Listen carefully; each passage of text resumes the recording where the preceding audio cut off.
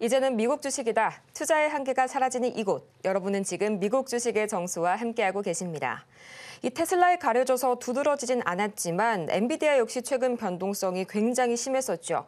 지난 1년간 이 주가가 전일 대비 5% 이상의 움직임을 보인 적이 무려 31번에 달하는 엔비디아인데요. 간밤에도 또다시 과한 낙폭을 기록을 했다가 되돌림 반발 매수세가 유입이 됐습니다.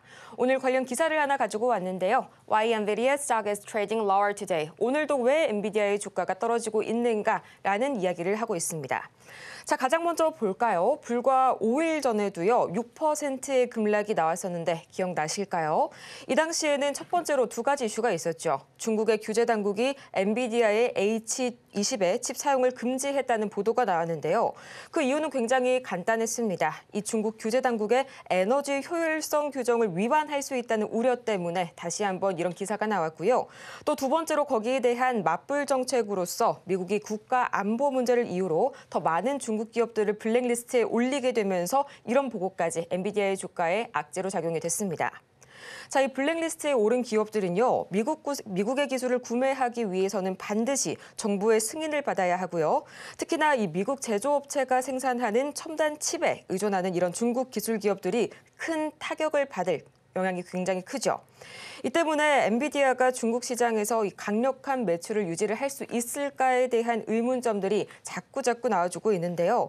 이렇게 최근 엔비디아의 급락 배경은 기업 자체의 문제보다는 외재적인 영향이 굉장히 큽니다. 특히나 이번 5월 달이 좀 분수령이 될 수 있는데요. 왜냐? 바로 미국 정부의 AI Diffusion Rule, 이 AI 확산 규제와 같은 규제가 5월 1일부터 시행이 될 예정입니다. 이 때문에 엔비디아의 칩 판매에 제한을 가할 수가 있고요. 가장 큰 건 중국 판매에 영향을 미칠 수가 있다는 거죠. 전문가님, 오늘 4월 1일도 그렇지만요. 저는 5월 달에 있을 디퓨전 데이, 이게 상당히 좀 약간 눈에 거슬리는데요. 앞으로의 엔비디아의 주가 흐름, 향후 얼마나 더 조정을 받을 거라고 생각을 하시나요?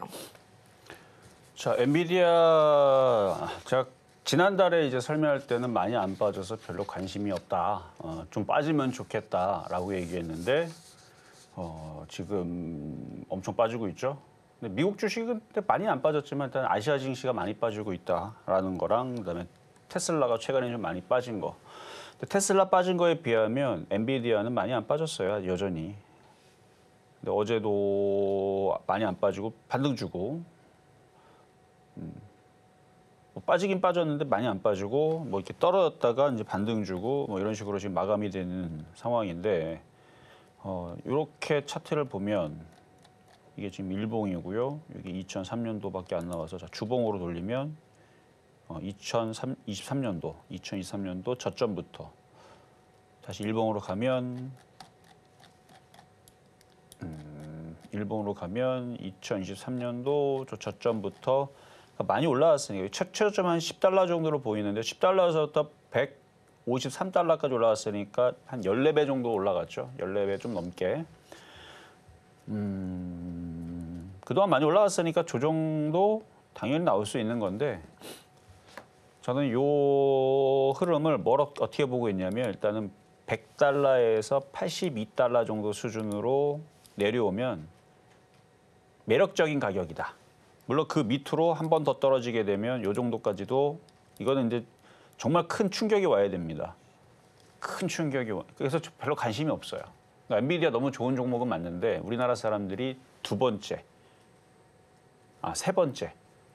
일단 두 번째, 세 번째. 테슬라가 제일 많이 샀고 그다음에 엔비디아 두 번째네요. 그다음에 애플 이런 식으로 우리나라 사람들이 제일 많이 가지고 있는 주식인데 차트나 종목이나 이슈는 좋죠. 좋은 거는 저도 인정. 근데 주식이 지금 싸냐라는 부분에서는 저는 별로 매력이 없어요. 가격이 여기 100달러 일단은 밑으로 좀 내려와야 한번 단기적으로 반등 나올 수 있겠는데 한번 공략을 시켜볼까 하는 느낌이 올라면 100달러 정도가 깨져야지. 그리고 매력적인 가격은 여기 83달러 정도. 83달러 정도 내려오면 요 정도 되면은 괜찮은 가격인데 그리고 이제 여기 한 72달러, 70달러 이런 내려오면 싸다. 야, 이거는 일단 사야지. 이런 건 일단 사봐야죠, 여러분들. 하면서 얘기할 수 있는 자리는 이 정도 자리인데 이게 그래서 저는 그냥 그래, 너 그냥 네 강한 거는 오케이. 강한 거는 알겠는데 더 올라가면 그냥 저는 별로 매력이 없는, 그러니까 보유자의 영역이라는 얘기예요. 그래서 미국 시장이 이러다가 이제 조정받다 반등주 시작하게 되면 엔비디아도 올라가겠죠. 먹을 폭이 많이 있지를 않아요. 많이 빠져야, 좋은 종목이 많이 빠져야 많이 올라갈 거 아닙니까? 좋은 종목이 많이 빠져야 되는데, 그래서 저는 여전히 테슬라를 더 좋아하는 이유는 많이 빠졌기 때문에. 맨날 얘기하죠. 그래서 오늘은 엔비디아를 가지고 나왔지만 엔비디아도 올라가겠죠. 근데 테슬라는 많이 빠졌잖아요. 테슬라가 어느 정도 빠졌냐면은 이 주봉으로 보면은 이게 주봉인데요. 이게 더 안 줄어드나? 다시 월봉으로 보면은 바닥에서 엄청 많이 올라갔지만 그만큼, 근데 이건 여기서부터 여기까지 따질 게 아니고 여기서부터 따져야 됩니다. 여기 2023년도, 아까 엔비디아도 2023년도에 찍었잖아요. 그러니까 여기서부터 상승폭에 엔비디아로 따지게 되면 이 정도밖에 안 빠졌어요. 그러니까 이렇게 하니까 이제 비교가 되죠. 엔비디아는 지금 이 정도 수준밖에 안 빠지거나 이 정도, 그러니까 이 정도 내에서 머물고 있는 거고, 테슬라는 이만큼 빠졌으니까 이게 더 싸 보이는 겁니다. 그래서 최근에 그래서 이거는 매력적이다, 사볼 수 있습니다를 얘기를 했던 거고요. $270 이하에서는. 그래서 $220 했을 때에서도 사는 겁니다라고 그 주에서 지지난주인가 220달러 했을 때 이거 사는 겁니다라고 얘기했고, 천냥봉 떴네요, 사세요, 이런 거라고 얘기했던 건데, 반등 줬다가 다시 좀 밀렸지만 밀릴 때도 뭐라 그랬죠? 제가 어제도 그저께도 밀릴 때 사는 겁니다. 그래서 지금도 매수의 영역에 있는 겁니다. 그래서 $270 이하서부터 $220 사이에서는 전제 조건 걸었습니다. 나스닥이 16,000이 깨지면 안 돼요. 근데 안 깨지게 생겼으니까. 아니, 다우존스가 저렇게 강한데 다우존스는 빠지지도 않았어요. 따지고 보니까 2주 3주 내에서 그대로 그 자리 그대로 있습니다. 하나도 안 빠졌어요. 나스닥만 좀 빠졌다가 반등 주고 있는 상황인데, 그러니까 이런 상황을 봐서는 테슬라가 그래서 더 매력적이다라고 얘기한 거고, 엔비디아는 그냥 니 잘났다죠. 뭐 너는 강하구나, 좋구나. 그러지만 제 눈에서는 아직 사기에는 좀 부담이 되는 가격대입니다. 근데 이게 잘 가면 좋아요.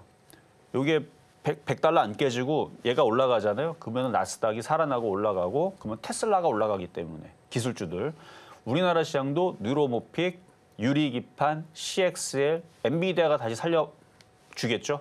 그러니까 얘가 올라가면 저쪽이 올라갑니다. 그러니까 얘가 올라간다고 해서 못 사서 배 아플 필요는 없어요. 그러니까 제가 시장에 대해서 이렇게 정확하게 여러분들에게 쉽게 풀이를 해드리고 있는데, 제가 오늘에서도 아침에서 좋은 내용을 초록 밴드에다가 올려놨습니다. 시장 이거는 기회다. 버리는 게 아니다. 종목 교체에 대한, 그래서 그런 얘기도 올려놨으니까 도움받으실 분들은 초록 밴드로 오시면 되겠습니다.